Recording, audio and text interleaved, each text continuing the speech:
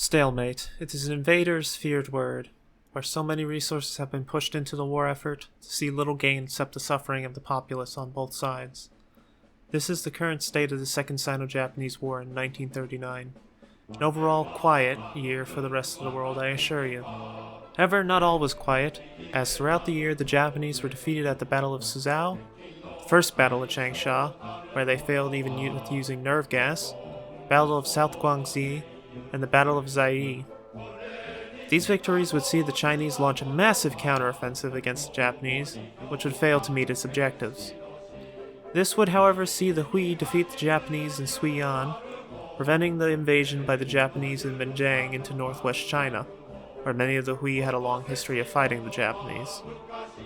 This led to the aforementioned stalemate, and the Japanese had to think of a new strategy to fight this war. They would snipe the major port cities of China and blockade the rest. They would also set up a puppet government under Wang Jingwei, everybody's favorite left-wing revolutionary who thought it was a good idea to align itself with an expansionist empire. This was largely done as the vast swaths of territory they controlled were particularly hard to administer, especially with the nationalists and communist guerrillas causing a ruckus wherever possible. However, given the general distaste of the Japanese in China, and the fact that it was a puppet government meant to export resources to the empire, it was largely ineffective at its job. This, however, did not stop them from creating a collaborationist army to suppress the guerrillas. Though it may not look like it, seeing as most of the best cities were occupied and the provisional capital would be mercilessly bombed, the Chinese had the upper hand.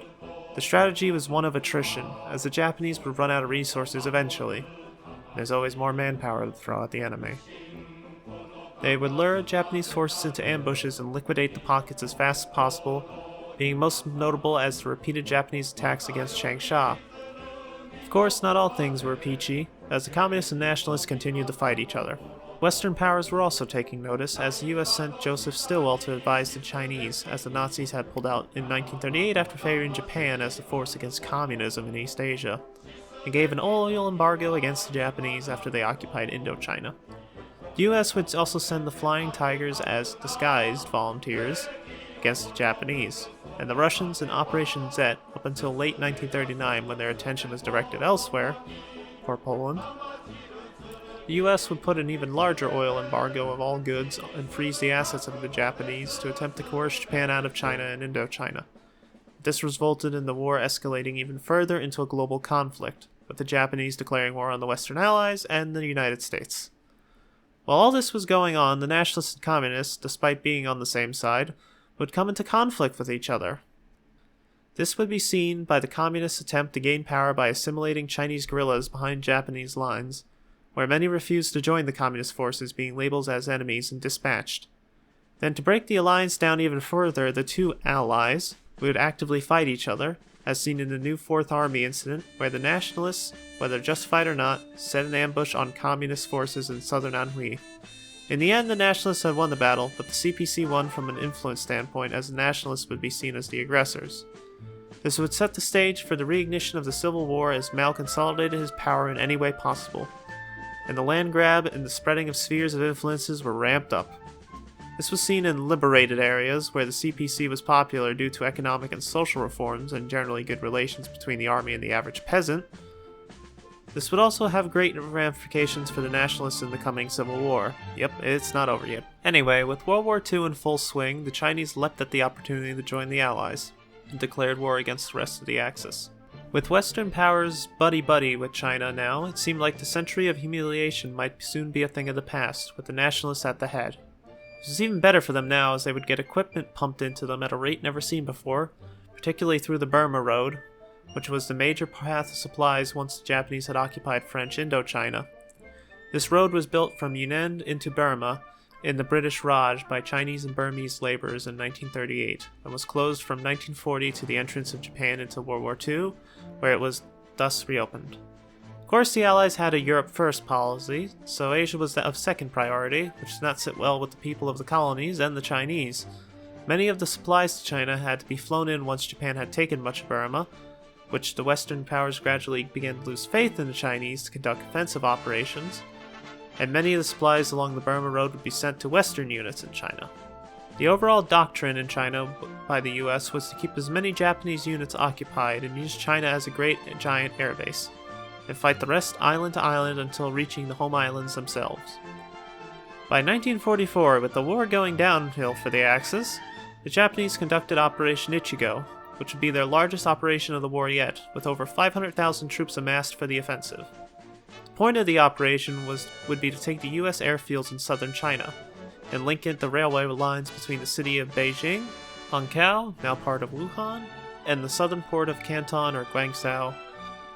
Meanwhile, the Chinese had taken troops off the stalemated front to take back Xinjiang from the Soviets, which had created a client state in 1934, and later the rest of Xinjiang after the Islamic rebellion that had taken place there in 1937.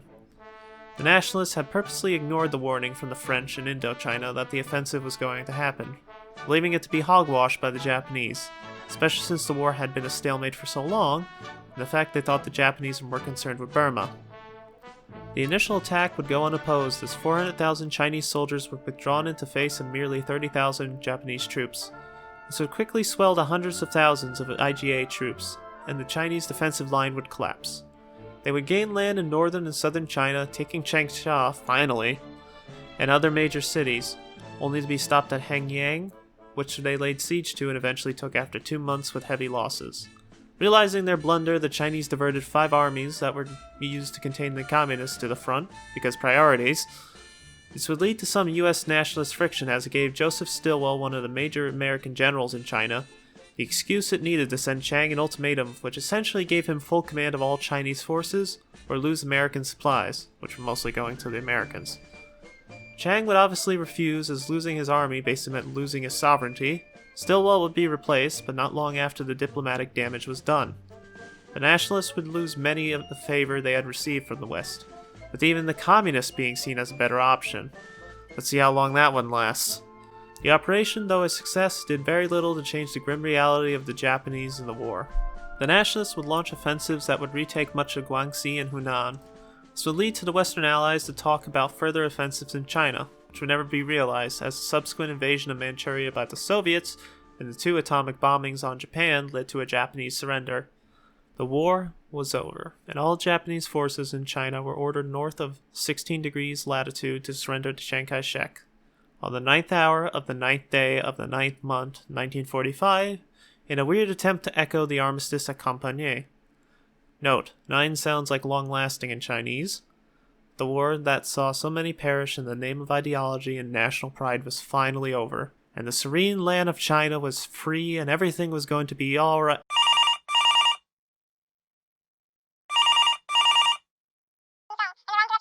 Oh, they're already fighting again?